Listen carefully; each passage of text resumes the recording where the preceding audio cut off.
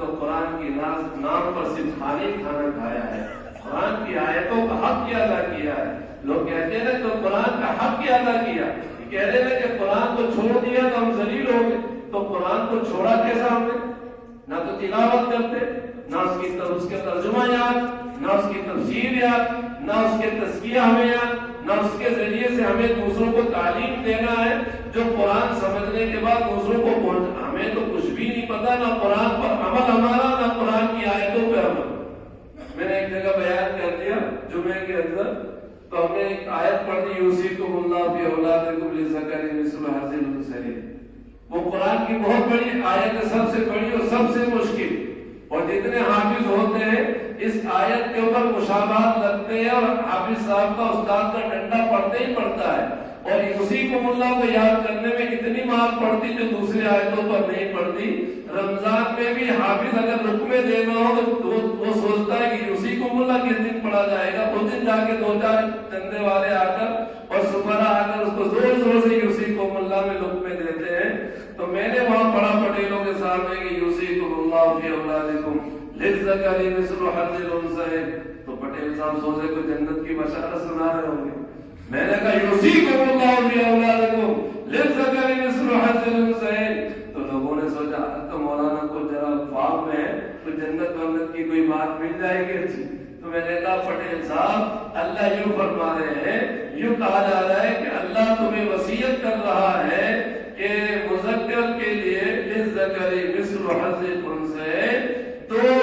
مؤنث کے حصے کے برابر ایک مذکر کو۔ تو میں نے سادی زبان میں ان کو سمجھانے کے لیے کہا کہ اللہ وصیت کر رہا ہے کہ اگر آپ کے پاس 3 بیگھہ زمین ہے اور ابا کا انتقال ہو گیا اور ایک لڑکا اور ایک لڑکی ہے، تو 2 بیگھہ لڑکے کو دے دو، 1 بیگھہ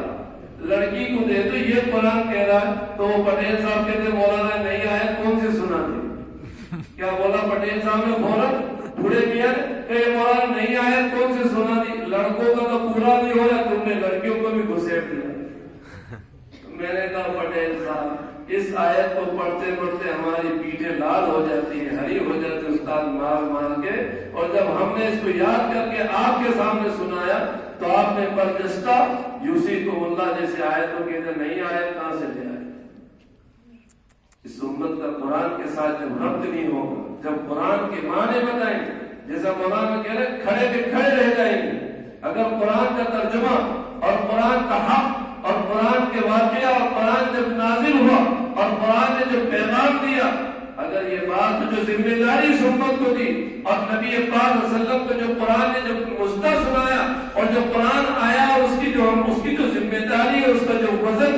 اور اس کا جو معیار بتا، اگر اس امت کو ہو تو اس امت کی نیندیں اڑ جائے، باپ کی نیند اڑ جائے، ماں کی نیند اڑ جائے، جوانوں کی اور بوڑھوں کی نیند اڑ جائے کہ یہ قرآن ایسی عظیم کتاب اس دنیا میں آیا تھا کہ اگر اس کو پہاڑ پہ نازل کر دیتے تو وہ ریزہ ریزہ ہو جاتا۔ یہ امت محمد جو ہے اتنی آسانی کے ساتھ سورہ قرآن کا پتہ ہی نہیں اس کو کیا ہوگا،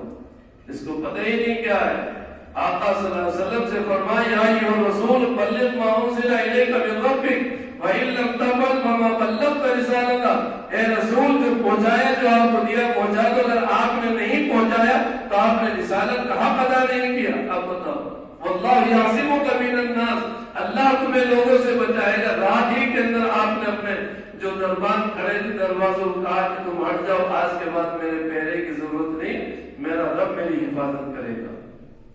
ہمیں اس بات پر کھڑا ہونا پڑے گا۔ فرمایا فَاسْتَعْ بِمَا تُؤْمَرُ وَعَارِضْ عَنِ الْجَاهِلِينَ، تو فرمایا کیسے بات، کیا بات کہی کہ کہو لوگوں سے، کہو تک کیا بات کرنے بیٹھے، کیا ایمان والے ہیں آپ نبی کے اس قرآن کو لے کر بیٹھے علاقوں میں اور اس کو الماریوں میں سجا کر اور بچیوں کو جہیز میں دینے کے لیے اس قرآن کو اللہ نے یہ صحیفہ 24,000 مرتبہ حضرت جبرائیل آسمان سے لے کر رسول اکرم صلی اللہ علیہ وسلم پر تشریف لائے، اور جب قرآن نازل ہوتا تھا تو آپ اٹھنی پہ بیٹھتے تھے تو اٹھنی بھی جو ہے بیٹھ جاتی تھی وزن کے مارے۔ حضرت عائشہ فرماتی ہے کہ جب آپ کا سر مبارک میری ران پر ہوتا تھا اور قرآن کی کوئی آیت نازل ہوتی تھی تو میری ران پھٹنے لگ جاتی تھی، اتنا بوجھ تھا۔ یہ قرآن کے بوجھ کو اگر امت نے اپنے سینوں میں نہیں اٹھایا، ذمہ داری نہیں لی، تو میرے دوستوں کے لیے تو کیا ہوگا اس کا